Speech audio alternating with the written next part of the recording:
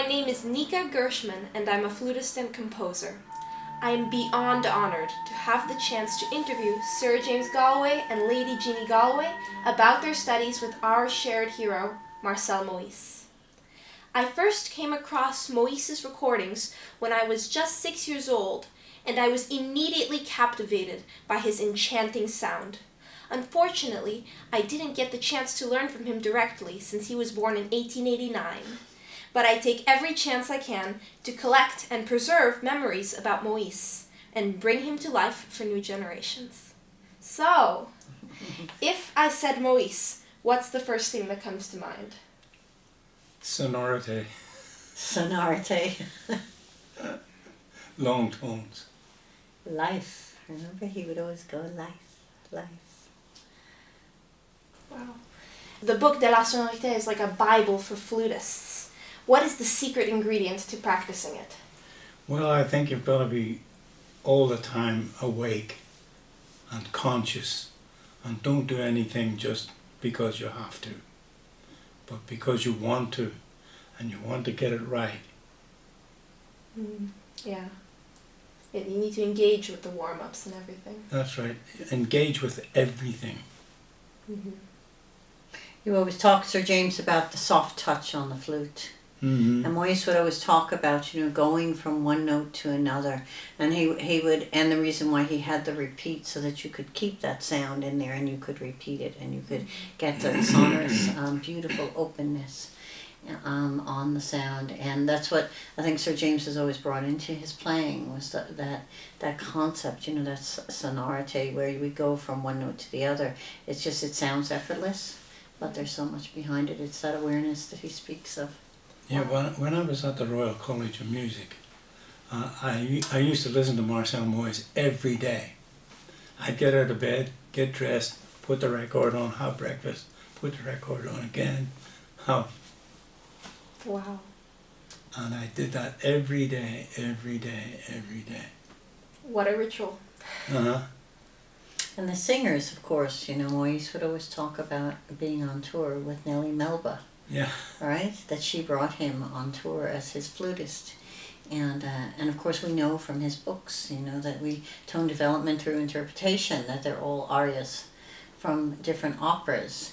And he would just sing them all the time and always sing the melody. And whenever you're doing an Anderson etude or the Toulouse, remember the Toulouse grand solos, those were his favorites, I think number 4 and number 13. And nobody knew this repertoire.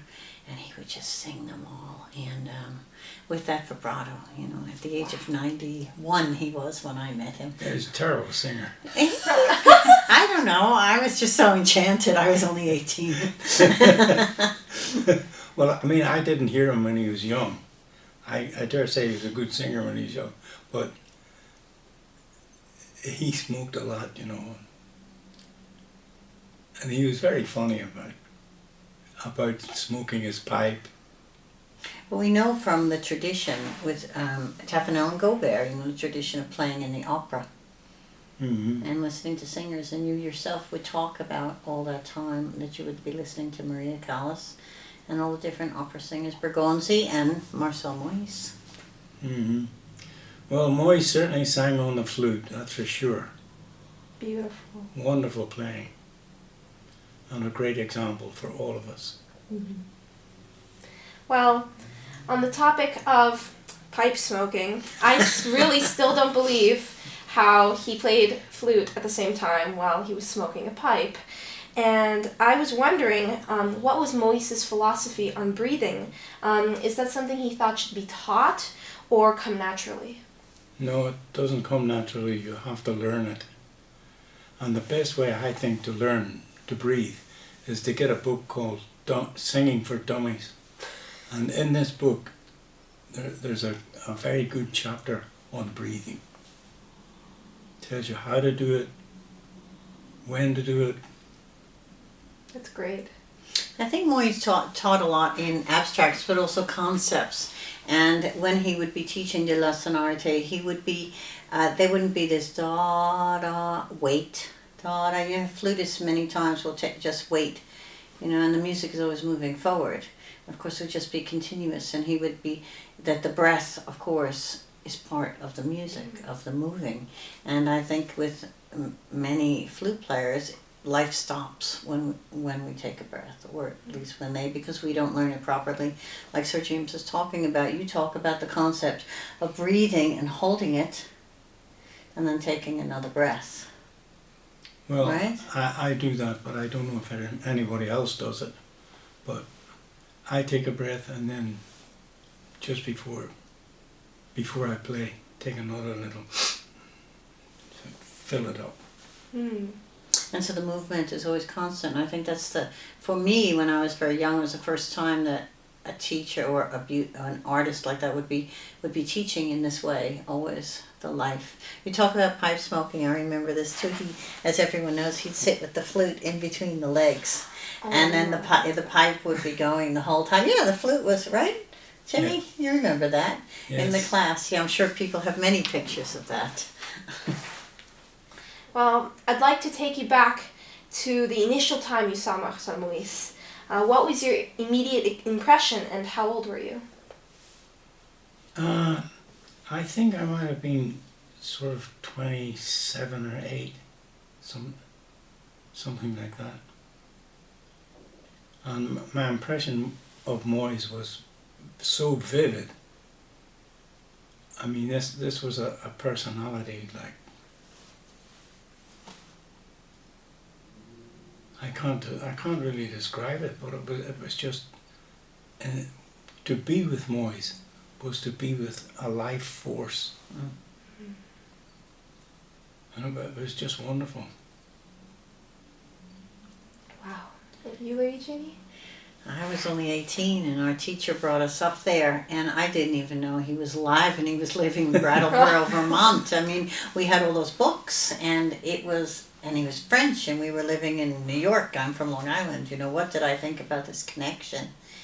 And going up there, the classes, I remember seeing him by this big red barn, and I seen the back of him, actually, at first, and this big jacket, and he was little, but of course he seemed like a giant. And but it was Marcel Moyse. You just couldn't say anything. We sat there in the class. It was like, you can't believe you're sitting in the same room with Marcel Moyse. And then there were all these books that we didn't see, those handwritten ones, How I Stayed in Shape. You know that book there, Jimmy? Where he hand wrote everything, and he was still writing books at this time. But to see him teach, it was like nothing I had experienced. And I had wonderful teachers in New York City.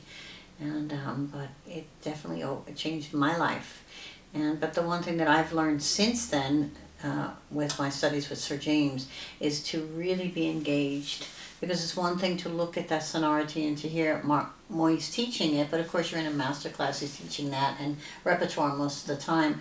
But Sir James, to hear him practicing that and then engaging with the sound all the time, and always listening for that sound before you play it, and the breath, and really that's the word, to be engaged all the time. And that's what Moyse always brought to all of us. Like I said, the life, he always was saying that, the life on the note.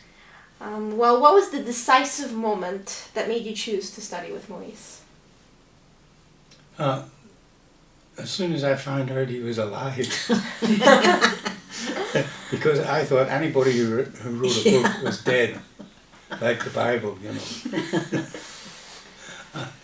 And I went along to Switzerland where he was teaching and played for him and had a great time. Because it was so amazing, his insight to music was so engaging and so positive and right.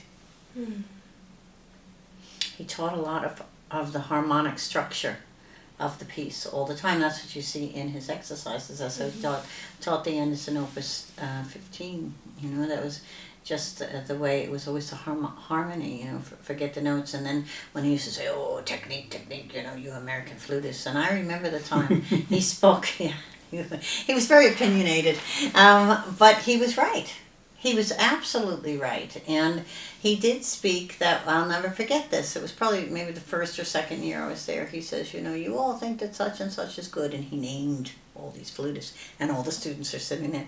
He says, but I will tell you who the greatest living flutist is, and I'll never forget this. He says it's James Galway. Oh my. And when James Galway plays the slow movement of the Mozart flute and harp concerto, and he started singing it the way he did, and whenever he sung, he went like this. And he said, and he went on about this, and I never forgot that. And we had already discovered the sound of James Galway, my friends and I. Staccato brought over that Berlin Philharmonic, and we just listened to that. But here was Moyse saying to us, listen, listen, listen. And I think this is what Moyse really brought to all of us, is listen, go inside, create from there. That's incredible. Yeah. Well, how long did you attend Moyse's courses? And I feel I know the answer to this question, but do you still feel his presence by your side?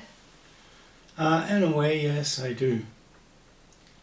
I do. I can hear him singing and explaining things and yelling at people. Yeah, he liked me. He told me I was like a little, don't laugh, like a little clam that needed to open up. Are you still working on it? See, but the pearl is inside, you see. Yeah. No, but I think I was very shy. I wasn't threatening. I remember I played one of the 24 little etudes for him. Yeah. And he was trying to get me to open up with my sound and to open up, because I think if you didn't go in there with an ego and like that. And remember, I was 18 and I looked very young, and I probably still had those braces on my teeth too. And because I got them at 17, it wasn't very good.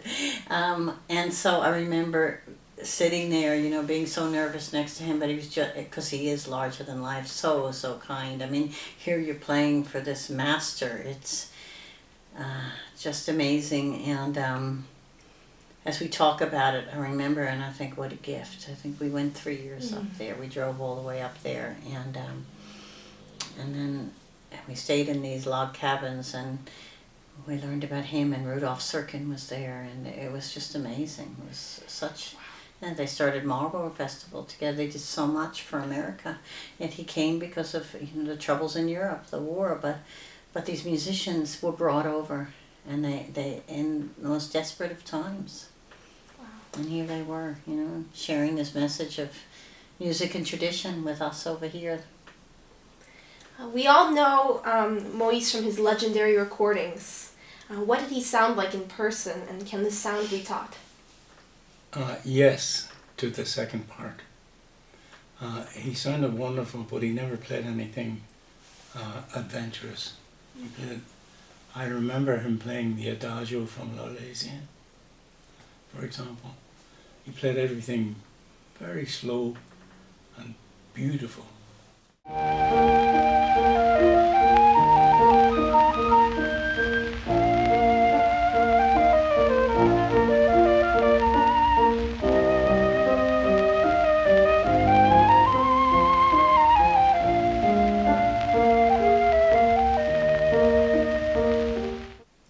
And in those days, there was a definite difference between the French school and any other school. Nowadays it's sounds all the same to me. It was this unique sound. I mean, even when he was much older. And yeah, we were talking about much older, like 92. I had him when he was that old, and he taking the flute out, just picking it up. But what that showed right there was, here was this man that just, it was such a part of him, and he was all about not just the flute, but what it can do, and the possibilities, but passing on those techniques that he discovered. I mean, who could write so many books and so many exercises that go on and on and on? And why would he do that? Because he really wanted to pass something special on. And this is a mentor that we owe so much to. Yeah. Well, I mean, you pass on so much of his knowledge and all of your incredible wisdom. And it's really hard for me to imagine you as students. What was the most important musical lesson that you took away from Moyse? I didn't take it from him. I took it from a gramophone record when I was at the Royal College of Music. Because my teacher, John Francis, at the time, he gave me a recording of Moyse playing the Hungarian Fantasy.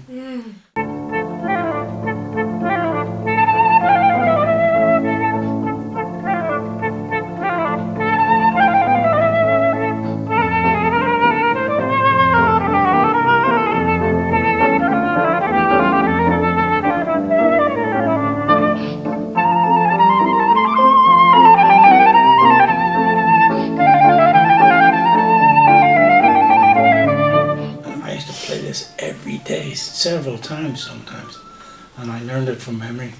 And when I played it from Moyse, I played a wrong note, and he said, "Oh, sol jazz." I said, "Oh, but I learned it from your recording." Of course, and he liked this. But I would say the thing that I learned the most was how to make a beautiful sound all the time, even when it's loud and when it's soft. I think I learned really from him, and it really opened up my world, the line of the music. We used to really talk about the line of the music.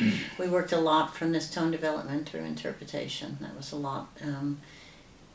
Everyone would come in with their big pieces, but of course he liked, like I said, the Toulouse Grants solo and the Böhm and these pieces. But he worked particularly on that, and these were operas that I never heard of. It wasn't the very popular ones that we would know, and it was the line of the music, and it just opens up your world. So then when you go to practice these exercises like De La Sonarite, you understand what he's coming from and going to.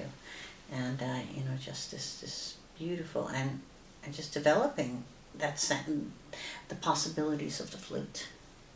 Wow. The colors, that's what it was all about with him, most the colors. Yeah, it's a funny thing. He never mentioned intonation very much. No, he didn't actually. I was just going to say that when you really, yeah. It was all about color and sound and life.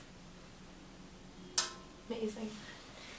And outside of music, what life lessons did Moyse impart on you?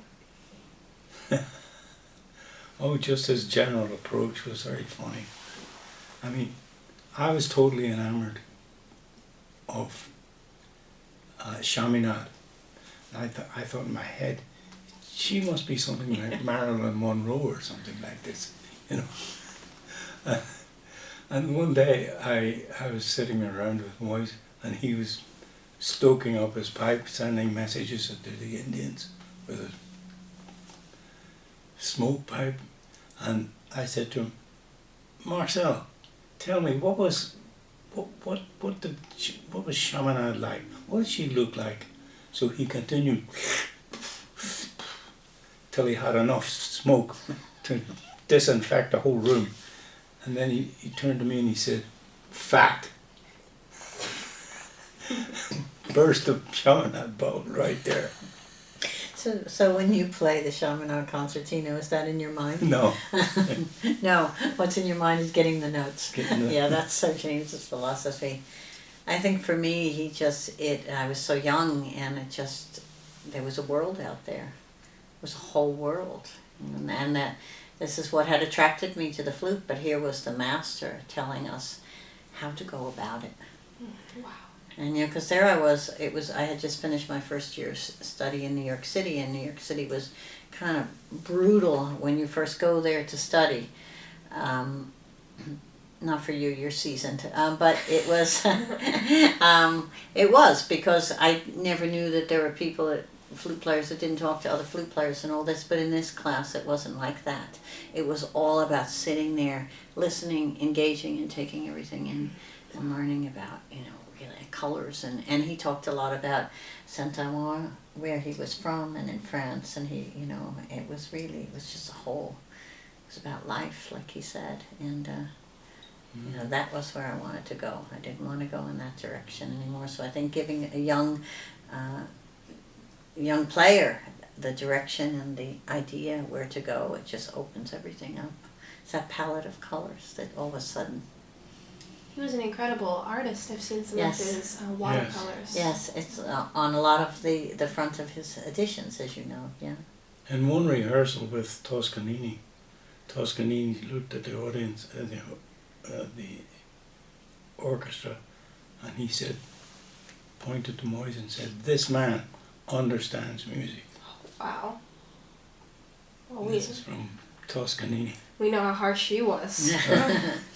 Some of the things that he said would not be No. appropriate now. He'd have quite a few lawyers after him. Like Toscanini, Moyse was so famous for his witty humor. What is the most memorable quote or joke from the seminars? Maybe he went into French, I don't know. There's a lot of French in between the English. Yeah, it was very difficult. Yeah, it was. No, he was just very direct. Very, very direct. And he was very direct with people with their playing. Especially, he was nice to me. I wasn't as advanced maybe as the other ones getting up there.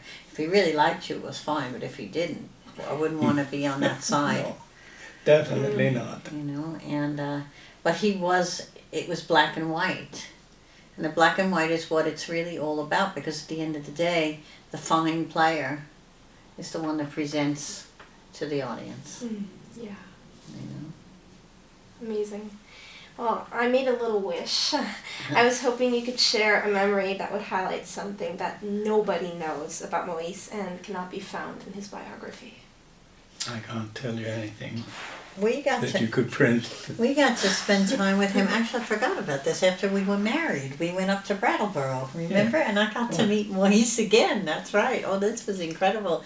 In his home with Blanche. I remember just sitting there. I was still in my 20s, you know, just...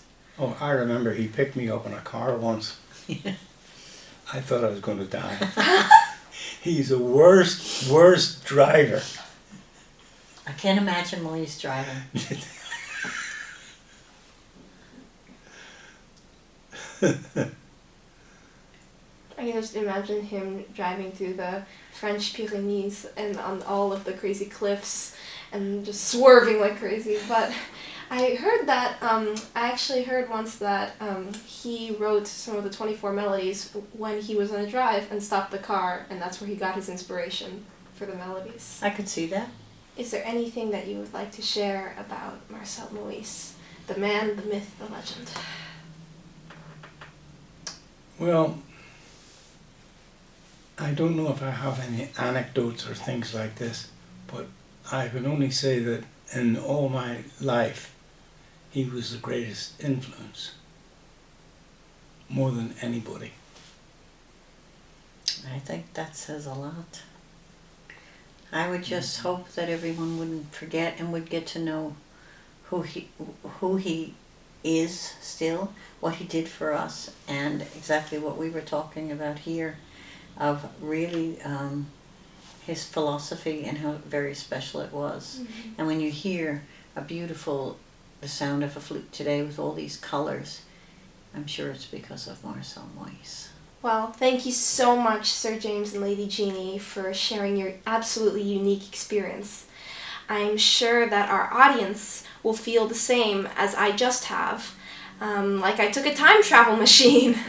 This was really a treasure and a gift to us all. Thank you. Thank you. And I want to thank you as a young artist and a beautiful flutist that you are carrying the tradition of Marcel Moyse on, and that for us warms our hearts. I'm honored. Bye. Bye from Switzerland.